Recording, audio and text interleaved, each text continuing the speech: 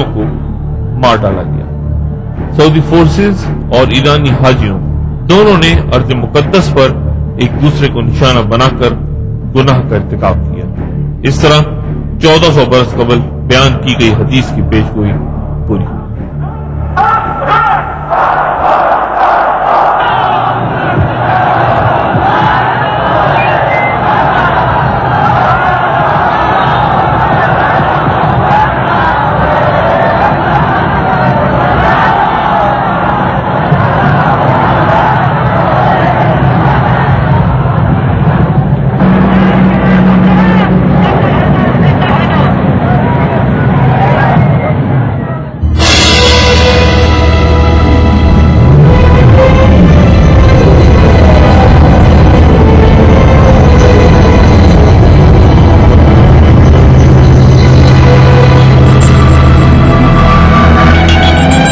कमर का मौजूदा हिजरत से 5 बरस पहले ज़ाहिर हुआ।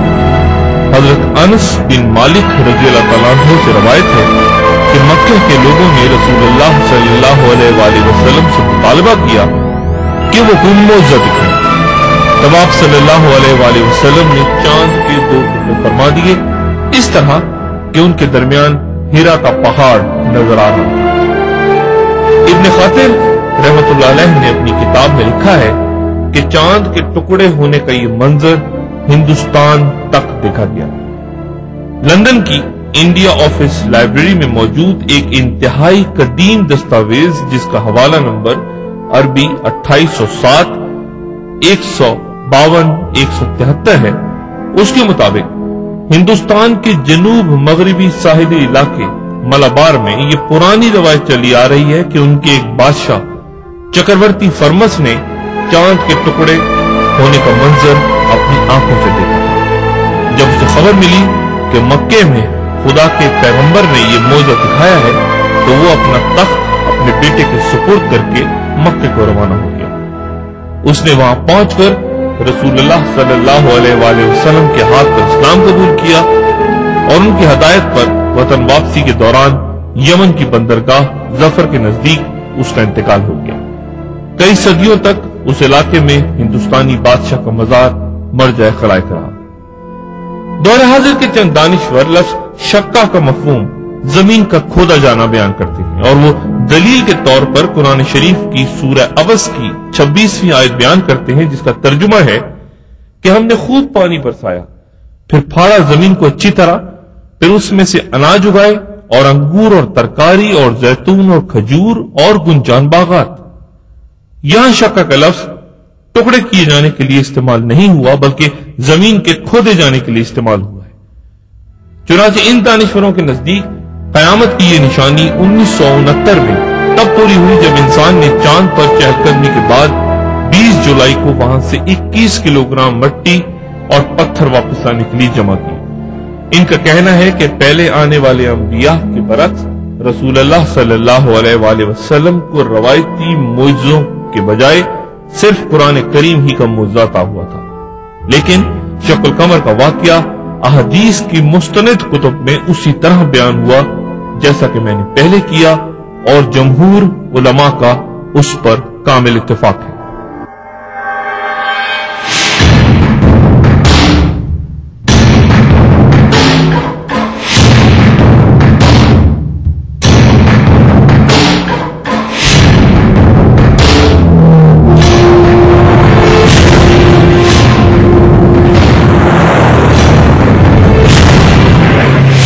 प्रोग्राम के पहले हिस्से में मैंने दावत देने वाली 2 जमातों के दरमियान जिस जंग के बारे में रसूलुल्लाह सल्लल्लाहु अलैहि वसल्लम की पेशगोई के हवाले से कहा था कि यहाँ जंग सफ़ीन का जिक्र हुआ है जो हजरत अली करमुल्लाह वजह और हजरत अमीर माविया रज़ियल्लाहु तआला अन्हु के दरमियान सफ़ीन के मकाम पर हुई थी।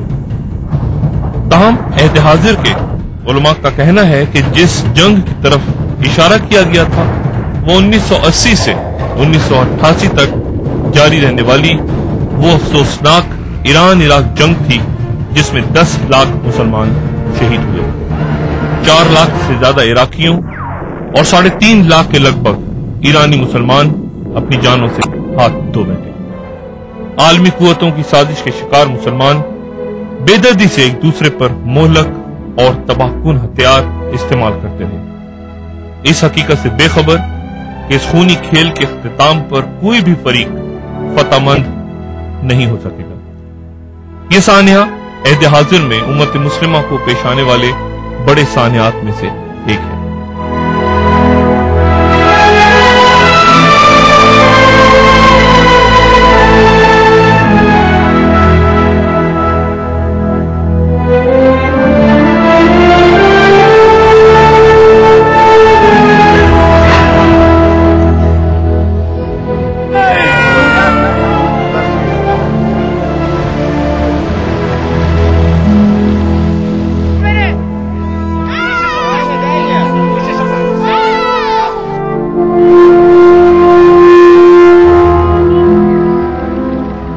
इन इलामात को जो अभी जारी हैं इलामात मुतवस्सिता कहा गया है, जबकि बड़ी इलामतों यानी उलमात कुबरा में इमाम मेहदी का ज़हूर, दज्जाल का खरूज, हजरत ईसा अलैहिस्सलाम का नुज़ूल वगैरह जैसे मामलात हैं जिनका दरमियानी फासला बहुत कम होगा।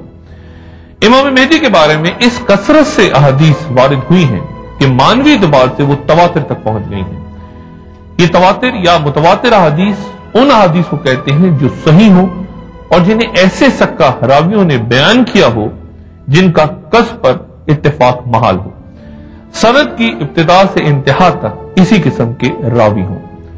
जमहूर उलमा के दरमियान इससे इल्म कतई होता है जो कि वाजिब और उन पर अमल फर्ज करार पाता है। इमाम मेहदी की शान में वारिद होने वाली अहादीस मुतवातिर पर माजी और हाल के तमाम उलमा का सवाए इब्न खलदून के इस बात पर इजमा है कि अकीदतन और तस्दीकन इस बात पर ईमान लाना वाजिब है। मुरव्वी अहादीस की तरफ तवज्जो देकर सिर्फ